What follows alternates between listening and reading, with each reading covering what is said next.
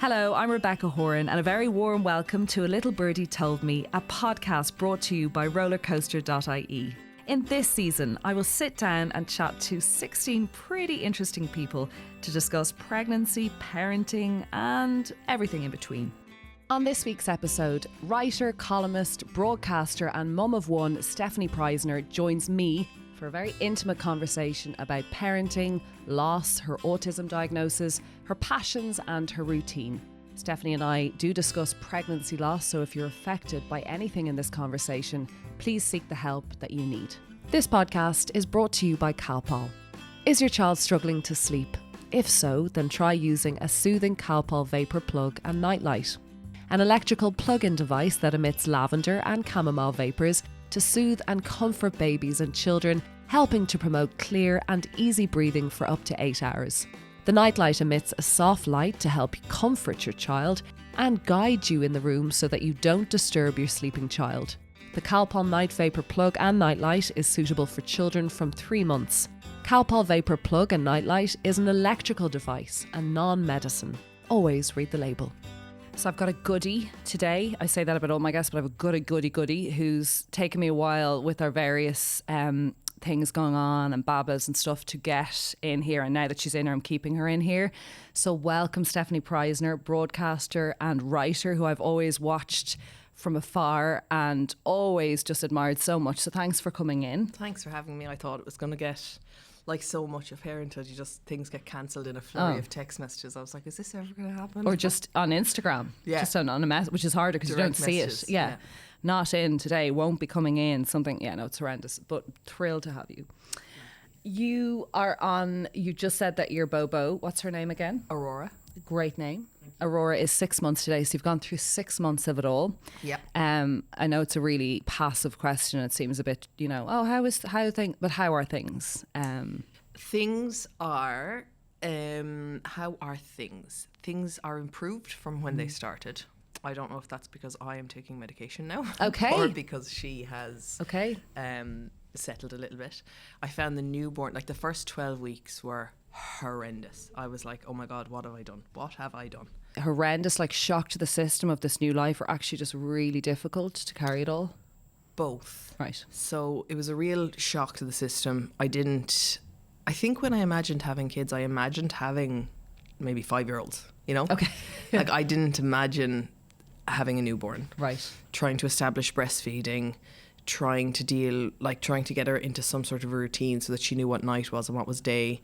And I'm autistic, like I need a routine more than just people who say like, oh, I really like to have a routine. Like I needed to regulate myself. And so I wasn't able to do that, which meant that I was extra autistic, which is, But you thrive on it. It's what keeps you, like you just said, regulated. But this circadian clock, like all the stuff that's thrown at you is really outside our norm. Yeah. Autistic or not, actually, it's really outside our norm to be trying to get a child to go from this backwards. Like it's very stressful. But why do some people love it? Like I just felt like I felt so depraved because I was like, I hate this. Yeah. And then I have other friends who are like, oh, I love the newborn phase. No, enjoy I think it's the baby. snuggles. I'm not necessarily, I'm not, and I could be completely wrong and I don't want to speak for other women, but I was just saying to you there, like I actually really enjoy the newborn stage, but not the stuff around it. I think I really love the being loved and needed and the mothering part of it. I don't think I enjoy the elements of breastfeeding, the issues that go on with your body, the change in your body, the mastitis, the constant drama, the sleep. But I'm saying that part of parenting when you can control a little bit more, they're so in need of you and there's a softness to that and there's a calm. Like you don't have to go anywhere. Like I wouldn't be off in Dundrum shopping centre meeting people. I would just stay home with her and I loved that. And I do find as they get older, obviously everything gets harder and the challenges are bigger. But I know what you're saying about I imagined a fully formed child. Yes. And I would play with her and we would learn things together. So I agree with you on that, but it gets harder in a different way. In what way? God, I'm now telling you stuff. It gets harder in a different way because they now have their own, obviously, personality and communication skills and their way of dealing with the world that you think is going to be exactly what you think. And but you have a way of, like, they understand language. You have a way of negotiating with them, or a way of explaining things. Of course, and like unless your child is completely, wayward or like, of course you have a way of describing, and it's really beautiful. But it's also like, I think personally, maybe a narcissism in me, or maybe I thought you just make the child that's exactly thinking and doing exactly what you want to do. And I found that a struggle to discover. My 5-year-old, actually, she's 5 now, just has her own mind and her own abilities and her own unique tastes and things and her own personality. And it's just kind of that control of like, they're going to be their own people no matter what. They're actually going to live their own little life and go off and do whatever. And yes, there's like negotiation and discipline, but they are who they are effectively, and you can't change them. So I found that, I think, as a control person who likes to control things, I found that really intense. Yeah. And the sparring and all that. But the baby, I do understand what you're saying. The baby stuff is also really tricky. She was also really sick at like 10 weeks. She got RSV, so we were in and out of Temple Street. That's awful. And that was horrific. But that's a trauma. Yeah. But Temple Street were amazing. But like, yeah, it was really... But sure, you're saying, oh, it was really hard. And I'm thinking, oh, is it just hard? You had to go to hospital with a tiny baby. That's really hard, Stefanie. So that's not what everyone has to go through. Yes, remember that. But they were also saying that in Temple Street. You know, they were like, "What? This is a lot. Like, this is not normal." Yeah, we don't all head into Temple Street as much as we talk about all these things on the radio. You know, RSV. It's really hard. Yeah. So there was that. That was also tough. But then between Christmas and New Year, I started taking some medication. And did you go and ask? Did you feel you needed to ask at that point? Were you just finding it really... I was linked in with the mental health team in Hollis Street. Okay. I still am. They're amazing. Yeah. They will see me for up to a year postpartum, and they kind of suggested it at that point because it had been 12 weeks, and you know, they sort of, you know, the initial 4 weeks, it's like, yes, this is very intense. This is sort of a standard thing. And then as it comes to 8-10 weeks, where they might see an improvement in other women, that wasn't happening for me. And was there crying or just overwhelm or everything? Like, what did you feel you were... Yeah, cry, tearful, dread, not being able to leave the house, then not being able to leave one particular room, waking up in the morning and just feeling like I can't do this again, crying into my dinner every night because I knew that another night was happening, and just not being able to find any joy in life and not being able to sleep even when she was asleep, you know? So at that point it was like, okay, now you're chronically sleep deprived. And it wasn't that I didn't meet any of the criteria for postnatal depression, but it was that, like, as an autistic person, I was not able to access the supports that I need to regulate myself on a daily basis, and that was really impacting my mental health. Of course, and just the pits. Yeah. So, but then, like, I noticed, I took the week between Christmas and New Year, I was hosting Newstalk Breakfast. And that's hard. As amazing great. As it is. Oh, it was Okay, amazing. you found it good to get out and do that. Okay, I was like, this is... You didn't find it hard to have to get up early and go in? No. Okay, wow. It was amazing. Okay. And so we were in Cork for Christmas, then we came to Dublin for me to do Newstalk, and then we went back to Cork for New Year. And I noticed a remarkable difference between how I was at Christmas in Cork and how I was over New Year's in Cork. And the medication does take a while to kick in. So I started taking it before Christmas, but I noticed that I was like a bit lighter. And I would say that, like, now it's less anxiety and more just worry. And worry is normal, you know? Like, everyone has worries, but it's not this sort of crippling... It's not taking over your body where it's all consuming. Do you have a newfound, and this is such a, like, cliche, do you have a newfound admiration for kind of, I suppose, moms and how we look at them in the media and they're written about and we see them when we talk about our own moms and we see women going into labour on TV shows, but do you have a newfound, like, oh my God, it's crazy? Or did you always have that? I don't know. Like, I think that it's so individual. Some women seem to just take it in their stride, you know? Well, they seem to take it in their stride. I don't know if they actually do. And I feel like I can't relate to the mothers that I see on television because it doesn't seem to be what I'm experiencing. Wow. And so it feels very lonely and very isolating, and it makes me feel like, oh, I'm doing something wrong. I don't have an admiration because I don't understand it. I feel like it's mothers with a capital M is this sort of mysterious club that I'm not part of. Yeah. I am by virtue of the fact that I have a child, but I think we're doing something differently and I don't know what it is. But do you not think it's better, even though social media can be vile, do you not think it's better now, the people who are open about their struggles, their mental health, they're overwhelmed, that it's not all picture perfect, that are you finding there's newfound clubs now that there wasn't and that's really great, or not really? I don't find that much of it. Like, I feel like I'm sometimes talking to a vacuum. For example, when I put up a picture of Aurora on Instagram, so many messages like so many comments underneath, public comments, saying, oh, you know, it's so amazing, enjoy the newborn snuggles. And I texted one of them and I was like, please, like, I'm really, really struggling. And they wrote back and they were like, oh, it's hell. It's hell. It is horrific. No one. And I was like, why are you publicly commenting? But I think it's also, we have a shame, and maybe correct me if I'm wrong, is there a bit of a like, we have to be seen, okay, correct me if I'm wrong, to say you're so lucky and blessed and well, because if we don't, we're ungrateful or something. Is this also it? Because we have to also remember, and Elizabeth Day did a beautiful piece for Mother's Day, because she has that author in England who's been struggling to conceive, and she's gone through hell with her fertility and IVF. And there was the most beautiful poem that she put on Instagram where it's like, today I'll put down my armory. And like, she's obviously really would love a child. Does it seem like we're not grateful, which is so bad, if we complain about it, or we're honest, or we're raw, or we're open and we're a bleeding wound, and that it's easier to go, you're so lucky, she's beautiful, Stefanie, well done, and then privately go, what a shit show. See, I don't. Is that it? Maybe, but so again, when I complain, I find to my friends sometimes they're like, I know, but she's so gorgeous. And then like, I just backtrack. Well, yeah, because it's like, back out of it. We are not like object. Her looks are nothing to do with it. No, but it's in like, it's not lucky to have her. Well, so the thing is that, so sometimes these social rules, as an autistic person, I don't get it. They're awful. I don't. It's not real. It's not authentic. Yeah, it's not authentic. So I don't understand. And maybe like two things can exist at once. Like I can be 100%. really grateful that eventually, after all of the miscarriages, I have a live baby, and hate this period of it. I love this. I absolutely think you have nailed everything that I'm trying to say here. So we have the mothering, the parenting magazines, the perfection, the holding the baby, the husband snogging you, which is just not reality. Like all this sexy stuff going on at home. But it's bullshit. And it's all the bullshit. thing is that, so say these parenting magazines or the ads that are trying to sell you something, they don't have time for nuance. Social media doesn't have time for nuance. It's not sexy. Sure.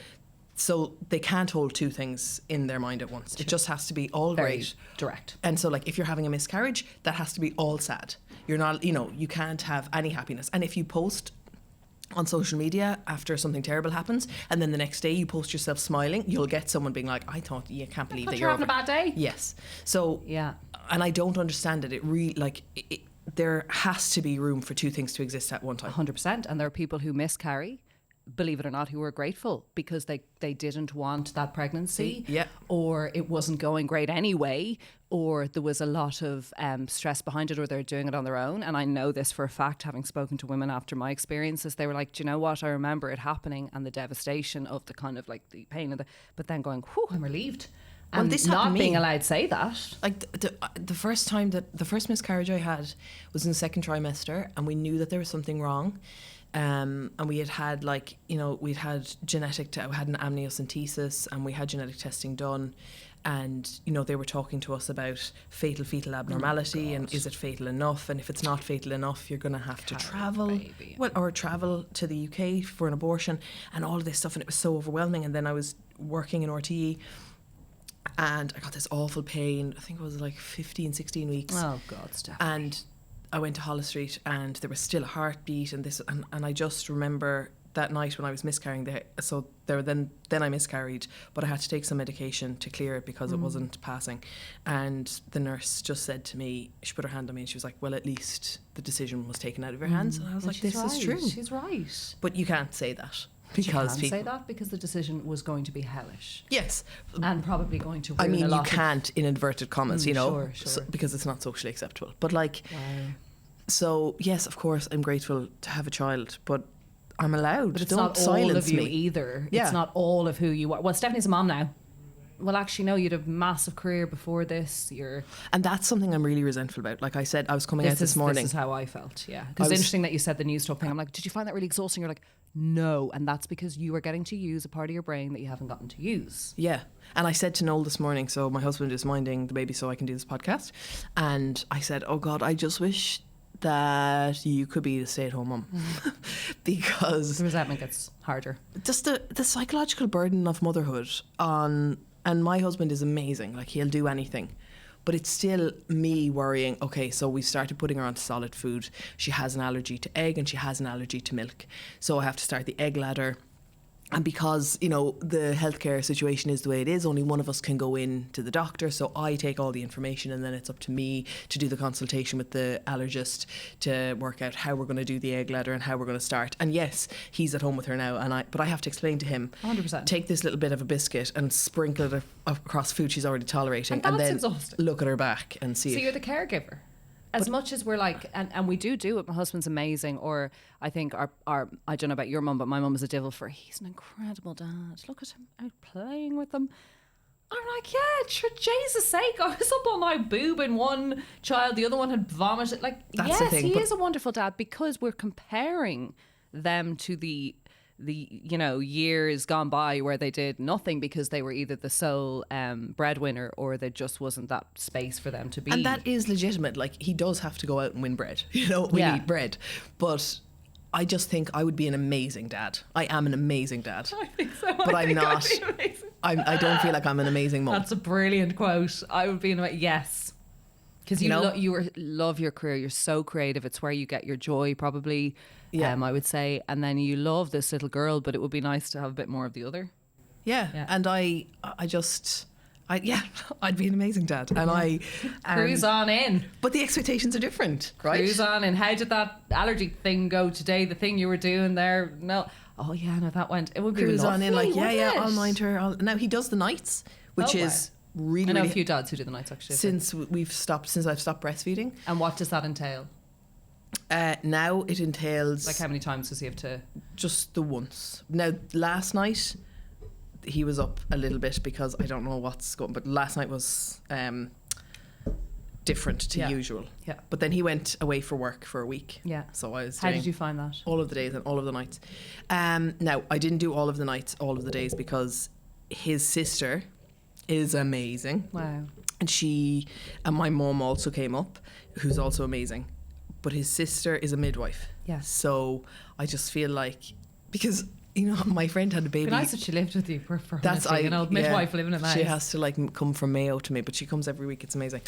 Oh. My best friend had a baby last night in New York, and she had a home birth, her second, and we're just so opposite. Okay. Like, she didn't want to go for any antenatal care. Obviously, she wanted a home birth. She didn't want to have to go to the hospital. She didn't want extra scans. Yeah. If I could have moved into the hospital when I found out I was pregnant and stay, like, I'd still be in there if they'd have me. Yeah, just take me, mind me forever, and then let the child be free at 5. Yeah, I would have cycled with her. Yeah, when she learned how to ride a bike. And whereas your woman was just at home. She's like, and she didn't have any epidural. She had and no how do you find those conversations? Are they lovely or are they competitive?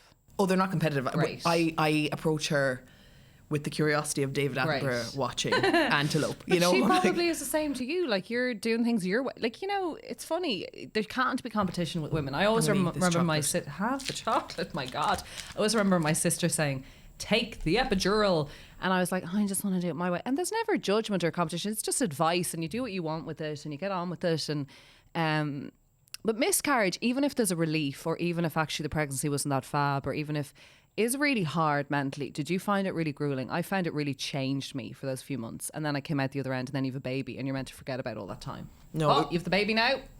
I had 5 of them. And the thing that I miss the most is the naivety of thinking that a positive pregnancy test leads to a baby. Oh, yeah. And so for the pregnancy with Aurora, just every day I was like, okay, today's the day it's going to be over, you know. And I also have an issue with interoception, which is an autistic thing where the sensations, I don't really identify the sensations in my body the way other people do. So things like hunger, anxiety, needing to go to the toilet, those things for autistic people are sometimes kind of scrambled.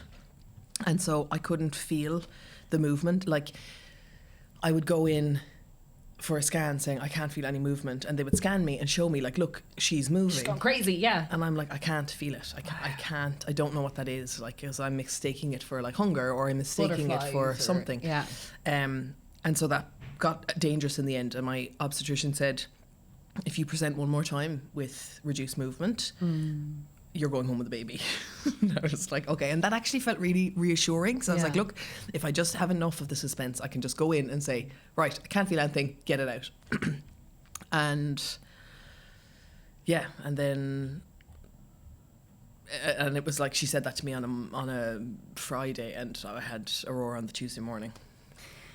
Thanks for being so helpful for other women. And I know you're working with Hollis Street closely now, where I've had my 2 babas, and I think they're phenomenal. But thanks for being so helpful in your conversations about miscarriage, because I think it's a lonely old road, and I think a lot of women don't post it on Instagram. Lots of women do. There's this kind of there's also this kind of misinformation of like, well, everyone back in the day had them and they didn't even talk about it, and your granny had 12. There's a lot of this narrative, which is quite, I think, a little bit dangerous, because whether it's, you know, unexpected, whether you want the pregnancy, it's really hard. And I don't know whether you saw counselling or you just got on with it. We kind of were just so happy to get on with it, but it's definitely always still going to be with me. I had an ectopic as well, which meant I lost a tube, and there was a lot of stuff because the heartbeat was there. And I remember hearing a woman having her baby obviously born alive down the hallway, and then having this happen, and that juxtaposition really affected me for a long time. So it is hard. So thank you for what you have done by opening that conversation. And actually a number of other women in this country now who are doing it, because the perfection facade is hard.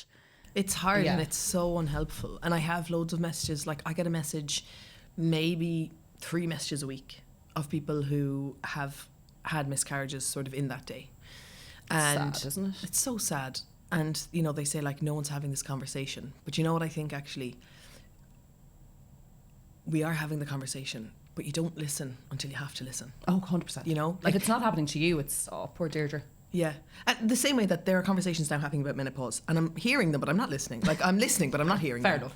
And I will eventually, and I'll have then menopause. You'll tune in. And then I'll be like, why is no one talking about this? Yeah, 100%. Like, well, they actually are, and they have been. No, I do. I get what you're saying. And so, when you have to listen, it is really vital. Yeah. And I think when you have to listen, knowing, oh yeah, Stefanie talked about it, so I can go to her and I can say something. And, you know, the bereavement team in Hollis Street are amazing. And I put up this link. They have this Amazon wish list for these amazing little memory making things, like a little bear that has a heart. You can record the heartbeat of the baby onto it, and, you know, little books that explain miscarriage to other children, to siblings. And I put up this wish list on Instagram saying, like, look, the bereavement team in Hollis Street are looking for these things if you want to buy something, because I think people are much more likely to buy something than just donate random bits of money. Totally. And yeah, Hollis Street were inundated, so it just shows you that, like, so many people are affected by it, and whether or not they say it, it's also, you know, also, like, you don't have to say it. No, you don't have to. And I didn't say it when it was happening to me, because I Sure. couldn't, like, you know yourself, when you live your life in public, the attention just feels so hot sometimes. It's just like, oh, just give And me. sometimes you want it because you want people to know and understand. Like, I definitely hit some of it and then was very, like, the topic just, I bled raw. I remember going on a podcast and I thought I was okay and just crying my eyes out. But I also think, and I don't know whether you found it with Noel, you and I both said our partners are great and everything, but I don't know whether you found there was a disconnect. Did he understand, or was he great, or? Like, I think they understand. Well, first of all, COVID, like, he wasn't there for it. He had to find out on the phone and then come in. It's awful. But you also physically have this thing inside you, and then it's not inside you. And that emptiness is a physiological thing that a man can't possibly understand. And I just think also this sort of pregnancy being amazing, and, you know, these pregnancy photographs, like, pregnancy is objectively a very dangerous thing to do. It also sucks. It sucks. I hate For it. I'm not But a good this, pregnant you know, woman. like ectopic pregnancies, and I just sometimes feel, now, I'm an advocate for the medicalisation of pregnancy, whereas I know a lot of midwives in the Domino scheme and all that will advocate for it. You know, it's a natural thing and you just do it at home. Like, no, thank you. You know, and people say to me, like, oh yeah, well, you know, millennia ago we've been giving birth and we've been doing it at home. It's like, yeah, what were the birth women rates? give birth in fields, but sorry, there's still a They maternal also death died. rate. 100%. And it's a Why don't really we talk dangerous about it? Because thing. it's women's health. It's When the ectopic was happening to me, I said I need to get a muffin across the road because the pain had subsided and I was in so much pain coming in, like I thought I was dying. I was like, oh God. And it had subsided and I said I need to get a muffin from that nice place across the road. I was just craving sugar, and she goes, oh no, you could die if you leave the building. And I was like, why? And she goes, because it's rupturing. I was like, what's rupturing? The pregnancy and the tube. And I remember thinking, this is all mental. I had a junior doctor, like a baby doctor. He was about 15, I'd say. And I just, one day I was just so upset. I was like, why is this happening to me? Like, what is happening? He's like, like his sweat pouring off him. He was like, you know, like, the uterus is just a very mysterious place. Oh God. Like, did you just call me my uterus mysterious? Well, it is. I just, It's great. Can you imagine saying that to a man about any issue? I can't. Your penis is mysterious. Like, stop. When you had Your the ectopic uterus is a mysterious place. place. That isn't. I've never heard the likes. When you had the ectopic, did you know that you were pregnant? I didn't, and I was hugely excited because we'd obviously had our miscarriages, and then like I'd had one in Japan on a work trip, horrendous, and then these other ones. And when I had the ectopic that morning, I'd gone up to my GP saying, I'm feeling a bit funky and I'm bleeding a bit, but I think it's that implantation, and I'm feeling a bit nauseous and the boobs. It's always my boobs first with my pregnancy. And she was like so excited for me because she'd been through everything with us, and I got the test. She did the test through the urine, and then she did emergency bloods, and I thought, she's been funky. Why is she so funky? She's been giving me a bit too much attention. Maybe I'm a bit of a VIP here, but I think she already had some vibe, right? Because I had a miscarriage so recently that it wouldn't have been great for me to be pregnant so soon, if that makes sense. Okay. And she had elevated HGC levels, which she could see immediately. And I was like, that means it's further along. Maybe the other wasn't actually miscarriage. Maybe that was an implantation. She goes, no, Rebecca, that was a miscarriage. These are really elevated. Yeah, but maybe I'm 5 months. She goes, no, okay. So what I want you to do is go home, pack a bag, and you're to go straight into Hollis Street. If you don't go in with your husband, go and get an ambulance in. And I was like, thrilled. I went home to my husband. I was like, oh, we're having a baby. And he was like, well, why are you going to, if you're like 8-10 weeks pregnant, why are you going into Hollis Street? And I was like, because she just wants me to go in because I have had all this stuff happen. Didn't have any bad vibes in my mind, like nothing. Now, I wasn't feeling the best. I definitely remember feeling faint in work. I wasn't right. There was a lot of sickness with ectopic. You can get really bad shoulder cramps pain in your shoulder. Yeah. And I went in, and the minute I went in, they were doing internal examinations. They were doing this. They couldn't find the pregnancy. And I was like, oh, here we go again. But then it became more sinister very, very quickly. So yeah, I did know, but only in those days. And then they gave me the methotrexate to go on off home, which was an absolute shit show. Go on off home for the week. So methotrexate is a type of chemo. It's to kind of let it happen its own way. And that was 5 days of coming in and out for bloods to see if the HGC has gone down, and it was rising and it wasn't working. And that's when things kind of went funky. And then I collapsed and had to be brought in, and it had already ruptured. So I probably should have taken the surgical route, but I was scared about losing a tube. So I'd gone that way. So look, it was funky town. It wasn't great at all. And at that stage, I think it was just a bag of shit. It's just so I think that was a trauma that I'll never really recover from. Did you have any miscarriages between the two? Between which two? Between baby 1 and baby 2. Yes, so it was all between baby 2. Yeah, so no, nothing since. No. Yeah. So yeah, funky town. So yeah, no, I didn't. I think ectopic, and it's like a molar pregnancy, or much like a miscarriage, or whatever stage. So it's scary. It's That's so what scary. I'm saying. Like, these are dangerous. And then I went in, and they're like, we've got to take this out, and I kept saying, but just keep her. Make sure if it's boy or girl, just put it over here, push it back in. And they just, bless them, I think they just thought, this woman's so stupid. No, Rebecca, it can't be saved. And I was like, but I can see the heartbeat on the screen. And so that was all very mind messing, and I found that really hard. And then Jason couldn't be there, and yeah, I definitely didn't cope well with all of that, I have to say. And I remember the guttural scream when I came out of it being over, probably because I was in pain, but also I was just so devastated. So yeah, it was a hard old road then after that. We had another miscarriage after that, because they had told me after the methotrexate not to try again for a while, but I did. So that obviously wasn't going to be a great pregnancy. And then we finally got pregnant. So, and there's a lot of pressure then when you finally get pregnant and it starts working out. And was that your second child that you got? Second child. So did you have any issues for the first one, before the first one? Okay, so secondary infertility. We looked at each other, which is the hard thing. Because we were like, this is how it is in school. Don't have sex, because if you do, you're going to have a pregnancy. Whereas you don't learn in school about all the other stuff. So we were like, we might try this year. Yeah. And we got pregnant immediately, and there wasn't one thing that happened. So yeah, no, it was very, very jarring. Very jarring. And I don't think it's necessarily about age. I don't think it's about anything. I think it's just life, isn't it? Can you tell me about your childhood? I feel like I've just spoken at length about my horseshit. Can you tell me about your childhood? What about it? Just tell me about it. Like, what was your childhood like? Did you embrace things? Did you love life? Were you easygoing? Like, how was your childhood? I was You're like, oh no. Well, no, I'm an anxious adult, so I was an anxious child. I was born in Germany. My parents got divorced when I was young, and we moved back to Ireland. My dad is German. And I didn't know that. Yeah. I never knew that. So he stayed over there. Where in Germany? Munich. Well, I never knew that. Yeah, so my half-sister is over there now. And moved back to where in Ireland? Moved back to Castleknock. Right. And then down to Cork, because my mum got work in Cork. Okay. And Yeah, I mean, I was an undiagnosed autistic child. So, like, I was peculiar in some ways, and I found life difficult, you know, from the seams in my socks to taking things literally. Like when my mum would say she'd pick me up at 3 on the dot, and I'd be looking for the dot at 3 o'clock, like the dot on the floor, really upset. And yeah, life just seemed, I was kind of okay in primary school, and then I thought, like, okay, I have this licked now. I know who everyone is, and I know what they all like, and I can be around these people. And then we moved to first year, and all of a sudden, like, all the girls started changing and wearing different clothes and liking different bands, and I couldn't keep up. I was like, hang on, we all decided that we liked Boyzone. This was the plan. And we ate crackers and Nutella. Like, what are you doing with changing? And I just couldn't. I just couldn't keep up. And so I found, like second year, third year, fourth year, quite difficult. Because also then actually fifth and sixth year were awful because people wanted to start going out, and I was like, why can't we just stay having a sleepover and never move? And I don't like loud noises, and I don't like crowds, and you know, people would say to me like, oh, do you want to come and hang out on the wall? And I'm like, okay, but what wall, and what are we going to be doing, and what time will we be doing it at, and what time will we be doing it until?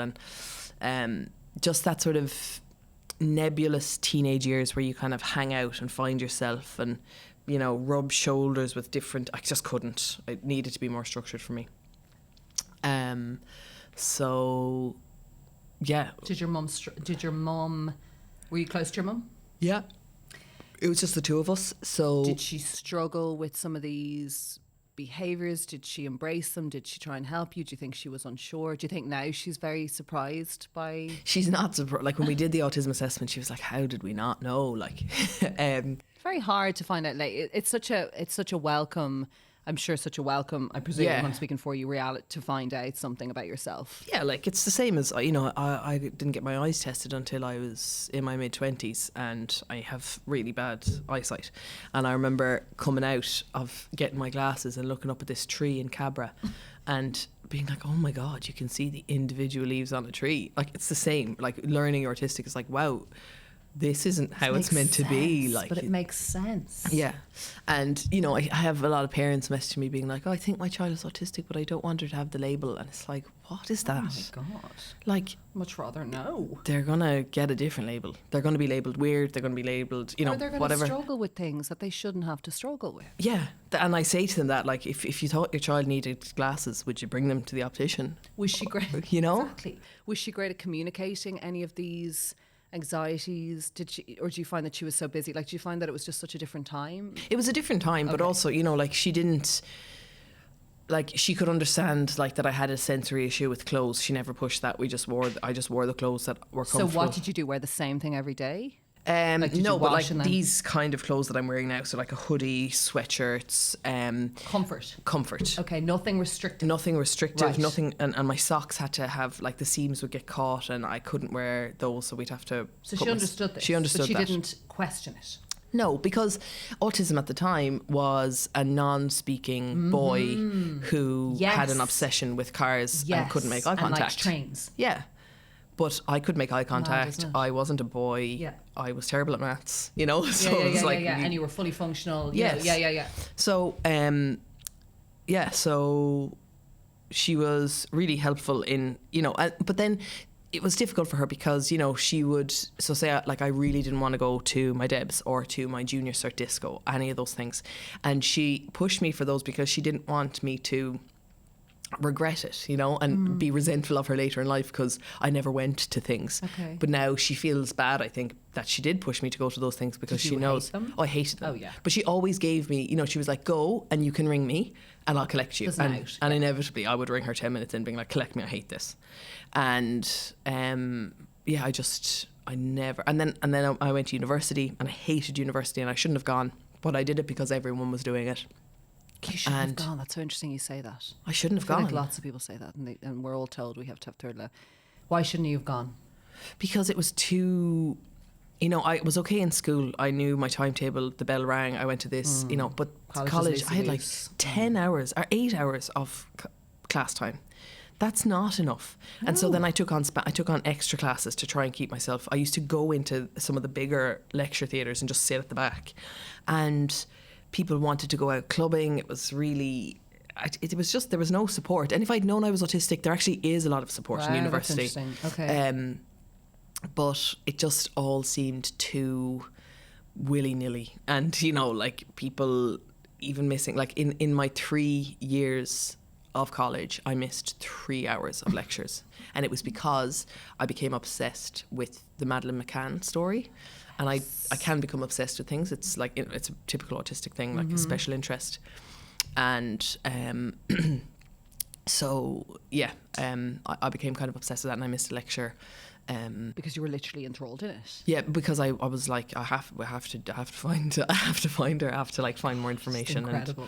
And so yeah, college I didn't like. I loved my course, but it wasn't enough. Like I could have done my course on one morning a week. But you're also very bright, Stefanie. Not everyone's very, like you are. You would. It was say drama that. and theatre studies, Rebecca. Like we were literally rolling on the floor pretending to be mosquitoes. Do you know? Like it was. Be a moth. Stop. You know, I did it as well. I know. I'm being so facetious because we funny. did I know have what also you're saying, though, theatre yeah. studies and literature and you know, Irish theatre history, but it wasn't enough for you. medicine. You know. Do you think you'll relate to Aurora if anything? You know, you discover anything along the way, and you may not at all. There may be nothing. That I she's already diagnosed noticed with. things about her, like she finds transitions really difficult. I don't know if all babies are the same, but you know, like transitions from the bath, out of the bath, having dinner, watching something, to turning it off, reading a book, to the book being over, the change in things. So we have to do like long lead-ins, and she loves really deep pressure, like really strong squeezes. So we do that before bed. She doesn't love the sensation, like we're giving her solid food now, and she doesn't love her hands being dirty. Like she doesn't love it, so I have to keep kind of like cleaning her hands, or she won't take the spoon. And are you starting to kind of notice things, or do you think you're just going to let things because babies have their different, they have their differences. My little one's hands just like clean that. Yeah. But I don't, you know, at the moment she's meeting all of her milestones. But because I'm autistic and it is quite hereditary, it's genetic, we, you know, the public health nurse and stuff will keep an eye so that we can get some early intervention if we need it. But yeah. You found your tribe, right? You're talking about college there and the madness and being a Beatle and being an upturned Beatle, and then trying to find Madeleine and all the things that you went through, right? But you did find your tribe. You had this huge success. You're an incredible writer, like, you know, you just are. You've a way of speaking. It's a bit like not the Marion Keys necessarily, sorry, whom I think have made binge. You're very good at speaking what we are thinking and talking about it and writing as such. And you are so talented at that. And like you found that tribe and you became successful at that, and particularly with your show 40. How did you navigate that? Well, I started working in theatre because theatre is like just a dream for autistic people. It's like, here's a script, here's what to say, stand there, do this. When you interact with people, they're going to say the same thing every night, and it's going to be great. It was the social stuff around theatre that made me have to leave, just because so much of, you know, career progression happens in bars and drinking after, and I just wasn't able for that. But so I wrote a couple of plays. One I had great success with was called Salpadine Is My Boyfriend. We toured that internationally, and that was how I got seen by the TV company, and then I wrote Can't Cope, Won't Cope, and since then I've been screenwriting for, like, so I had that show which was by myself, and then I've written episodes of other shows, and you know, have other things in development as well, but those things, like, it just takes so long. Sorry, what was your question? So that pivot, like, I'm a writer. It's a very solitary career, and I found my tribe, which is kind of just me, myself. I don't have to, I don't have a tribe per se, which sometimes is difficult and sometimes is I think you have a sweet tribe though. Like, yes, you do that, and then you broadcast on radio and you're asked to do bits, and you're covering a lot of stuff, but you do have a sweet tribe with regards to, which I found interesting when I was following you. you know, because you're always at the front of a, you know, weekend paper magazine, or you'd be talking about your shows and stuff. But then suddenly there was this other tribe where you were kind of informing people via Instagram. Yeah. And not preachy, I'm a journalist, but just these are the things, the facts of this news story today. I'm going to break those down, and people would ask you questions. And that became quite a thing where you got to relate information, discuss it, open up the conversations. And I presume you found great following and friendship through that, or was it just annoying so you keep doing it then? No, I love it. Like, I love data, and I love you know, I don't watch television, I don't watch scripted television, I don't watch Netflix. I watch Deep facts. Oireachtas TV. Do you not find that stressful? The news. No, like, I love it. I need to know, because my brain, I need to understand something fully before I can understand it at all. Okay. And so I feel like a lot of the systems in the world and in our country are set up so that they seem quite complex, so that people feel a little bit locked out, and that maintains the status quo. Because if people feel like government or politics is just a bit not for them, then that's great, because then the people who want to be in power will continue to be in power and power and power and power and power. That's true. And that's not to say that I don't support the people who are currently in power, but I think that everybody should be informed and then vote, because I also think that in opposition, other people are also taking advantage of people's lack of information and lack of understanding and the weaknesses, and you know, making news stories into a sexy hashtag where they lose all nuance, and I just refuse to let that pass me by. And so, you know, I have what I do is I explain things, and I don't believe that there's any such thing as a stupid question. I just really don't, because the brave person who asks the stupid question is asking a question that other people need the answer to but are too afraid to ask. And so I break things down in really simple ways, and that's one of my talents. I'm really good at communicating things simply,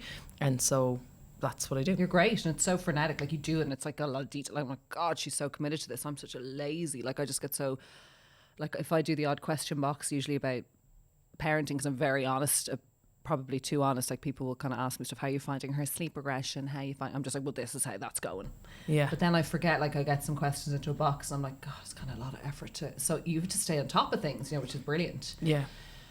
What is such a like out there question, but what is the dream, right? Okay, so you've your partner, you're ticking away at work stuff. I know that makes you super happy. You've got your baby, but what is ultimately, what would make you content? Because I don't know if happiness is actually the destination, but what would make you really content in your life? 5 more kids?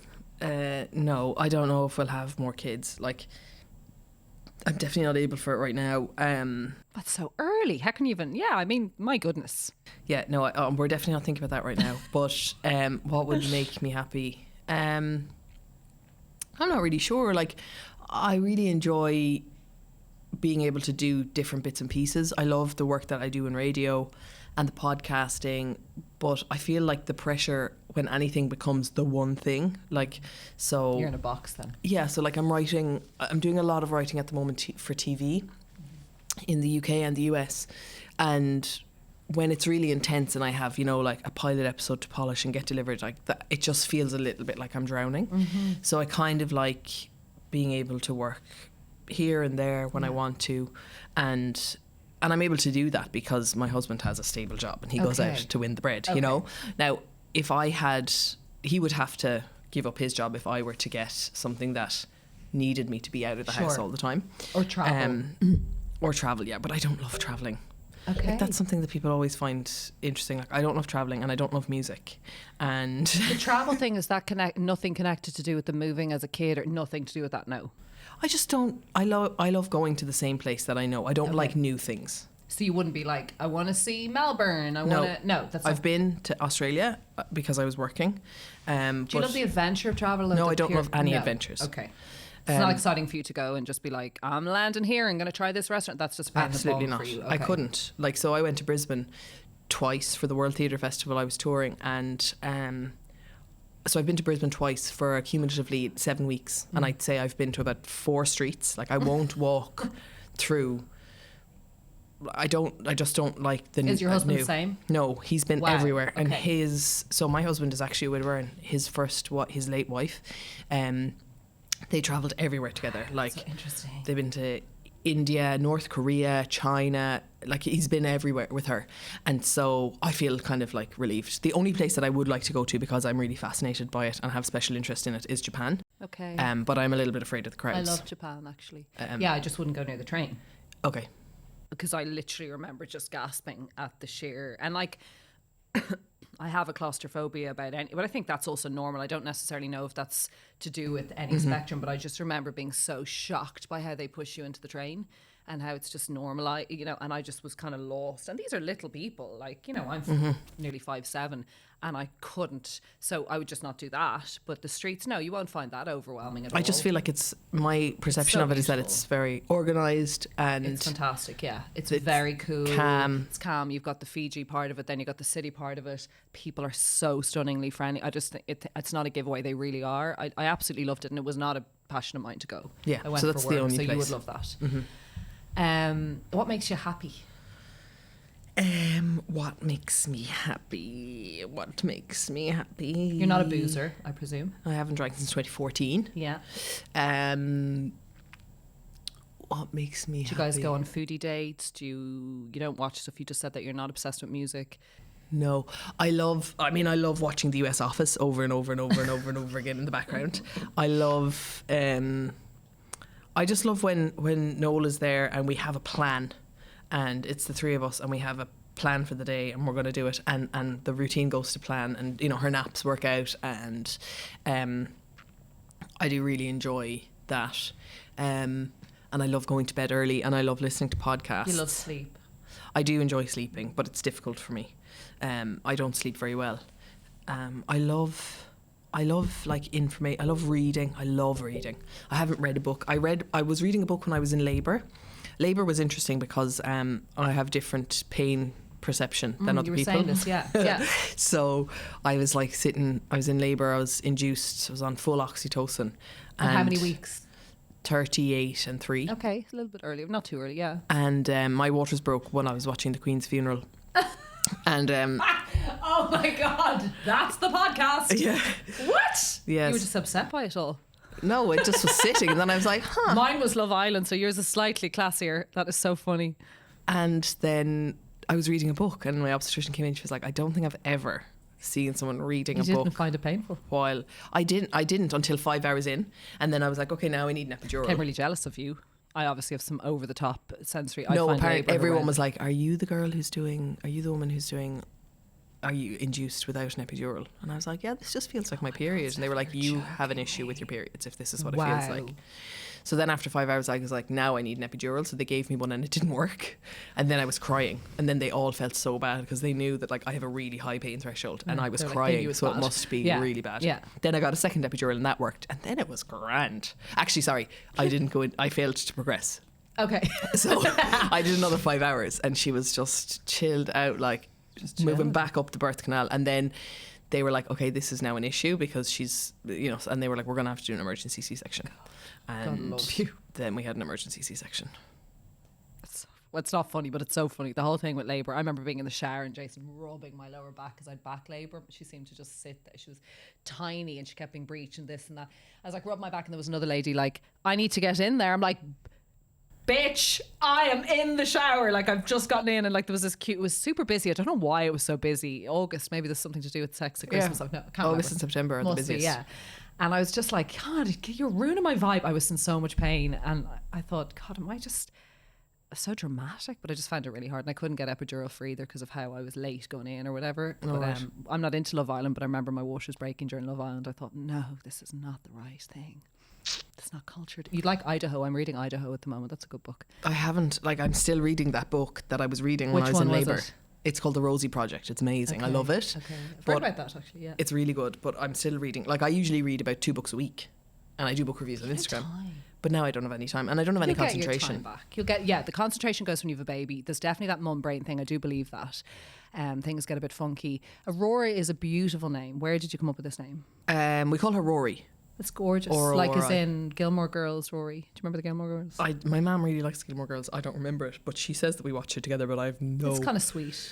no recollection. Yeah, I like Rory. Sorry for yawning. No, you're allowed on this podcast. I'll just take a nap. It's not a science one, like you're allowed. What did you ask me? Where did we find her name? Again, I'm really into space and stars that, and so I really like the name Aurora, and I wanted a name that could be shortened, that we would decide what it was shortened to, so that people weren't giving her nicknames. Yeah. But actually now we call her Roodle, so it's like, why? I don't know. I don't know where it's come from. Well, I've a Gia, so when she came out, the midwife, she was a dub, like she was the best. She was amazing. She was Rebecca as well, actually. She was like, is a cush came out of your Gia? I was like, no, it's Gia. I was like, shit, we need to throw on a H there. We died. It was the funniest. How do you spell it? Ghia. But she just kept saying, it was where did you get that name? Ghee. I was like, no, it's not. Well, it was actually a South African name, but in Italy it's Ghia. Like there's a Gia in Italy, it's Ghia. And there's the Ford Gia, I think. But in South Africa it's Ghia, and it's, I think maybe the Dutch version, but it's Gia. And Gigi, and it's sweet, and we thought it was great, but I just never remember laughing so much. I was like, maybe we need to backtrack on this name. So what did you call her every day? Gigi. Gia. We just call her name. And then the other one is Simone, but the HSC seem to have her down as Simon, which I kind of find it great. So she's obviously fluid now, you know what I mean? Yeah. Simon. Yeah, so Rory can... Yeah, they can hang out. Stefanie Preissner, such a pleasure. I've been dying to dissect and discuss and talk to you. It's a massive challenge being a parent. I think you're killing it. I think you're super honest, which we need a little bit more of. I think we're still doing the whole perfection thing in this country. I don't know what that is. So thank you for bringing a bit of truth to Instagram. And thanks for being so amazing. Thanks for having me. Yeah, delighted.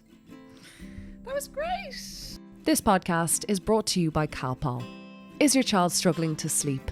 If so, then try using a soothing Calpol vapor plug and nightlight, an electrical plug-in device that emits lavender and chamomile vapors to soothe and comfort babies and children, helping to promote clear and easy breathing for up to 8 hours. The nightlight emits a soft light to help comfort your child and guide you in the room so that you don't disturb your sleeping child. The Calpol Night Vapor Plug and Nightlight is suitable for children from 3 months. Calpol Vapor Plug and Nightlight is an electrical device and non-medicine. Always read the label. I hope you enjoyed this episode of A Little Birdie Told Me, and if you did, it would be wonderful if you could subscribe to the podcast.